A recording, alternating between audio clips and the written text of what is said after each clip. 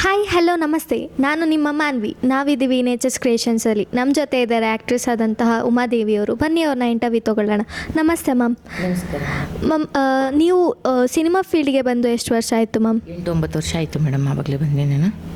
Okay, ನೀವು ಸಿನಿಮಾದಲ್ಲಿ ಅಂದರೆ ಡೈರೆಕ್ಟರ್ಸ್ನ ಮೀಟ್ ಆಗಿರ್ತೀರ, ಎಷ್ಟೊಂದು ಡೈರೆಕ್ಟರ್ಸ್ನ.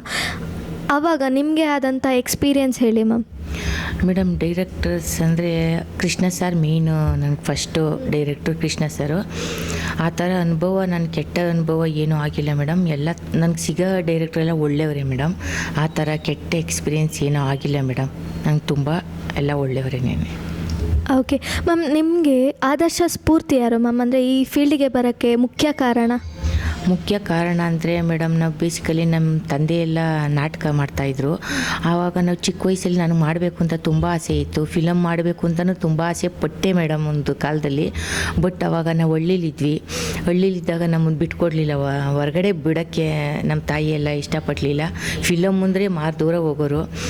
ಆಮೇಲೆ ನಮಗೆ ಮ್ಯಾರೇಜ್ ಆದಮೇಲೆ ಸ್ವಲ್ಪ ನಮ್ಮದು ಇಂಡಿಪೆಂಡೆಂಟಾಗಿ ಲೈಫು ಇದು ಮಾಡೋಕ್ಕೆ ಸ್ಟಾರ್ಟ್ ಮಾಡಾದಮೇಲೆ ನಾನು ಫಿಲಮ್ ಫೀಲ್ಡ್ಗೆ ಎಂಟ್ರಿ ಆದೆ ಮೇಡಮ್. ಆವಾಗ ಒಂದೊಂದೇ ಸೀರಿಯಲ್ಗಳು ಬಂದು, ಒಂದು ಫಿಲಮ್ ಬಂತು, ಮಾಡ್ಕೊಂಡು ಹೋಗ್ತಾ ಇದ್ದೀನಿ ಮೇಡಮ್. ಓಕೆ ಮ್ಯಾಮ್, ನೀವು ನಿಮ್ಮ ತಂದೆಯವರು ನಾಟಕ ರಂಗದಲ್ಲಿ ಇದ್ದರು ಅಂತ ಹೇಳಿದ್ರಿ. ಅದು ಯಾವ ಥರ ಮಾಡ್ತಿದ್ರು ಮ್ಯಾಮ್ ಅವರು?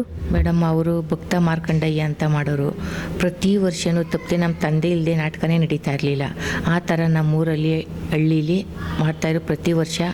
ನಮ್ಮನ್ನ ಆ್ಯಕ್ಟಿಂಗ್ ಕಳಿಯೋರು ನಮ್ಮ ತಾಯಿ ಕಳಿಸ್ತಾ ಇರಲಿಲ್ಲ ನಮ್ಮನ್ನ. ಏನಕ್ಕೋ ಪ್ರಾರ್ಥನೆ ಮಾತ್ರ ಮಾಡ್ತಾಯಿದ್ದೆ.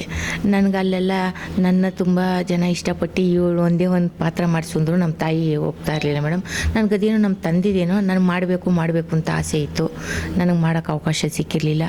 ಈಗ ಅವಕಾಶ ಸಿಕ್ಕಿದೆ, ಮಾಡ್ತಾಯಿದ್ದೀನಿ ಮೇಡಮ್. ನನ್ನ ಆಸೆ ಇವಾಗ ಈಡೇರ್ತಾ ಇದೆ ಮೇಡಮ್. ಓಕೆ ಮ್ಯಾಮ್, ನೀವು ಸಿನಿಮಾ ರಂಗದಲ್ಲಿ ನಿಮಗೆ ಇಷ್ಟ ಆದವರು ಅಂದರೆ ನಿಮಗೆ ಫೇವ್ರೆಟ್ ಆ್ಯಕ್ಟ್ರೆಸ್ ಅಥವಾ ಆ್ಯಕ್ಟರ್ ಆದಂಥವ್ರು, ಅವರ ಹೆಸರು ಹೇಳಿ ಮ್ಯಾಮ್. ಯಾಕೆ? ನನಗೆ ಲಕ್ಷ್ಮಿ ಮ್ಯಾಮ್ ಅಮ್ಮ ನಂಗೆ ತುಂಬ ಇಷ್ಟ.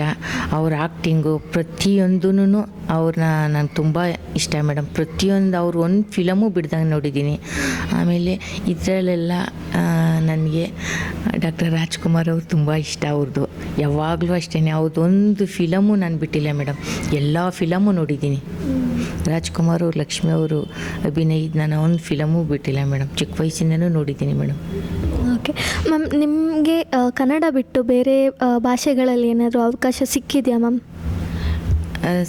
ಮೇಡಮ್, ಒಂದು ತೆಲುಗು ಫಿಲಮಲ್ಲಿ ಸಿಕ್ಕಿತ್ತು ಮೇಡಮ್, ಮಾಡಿದ್ದೀನಿ.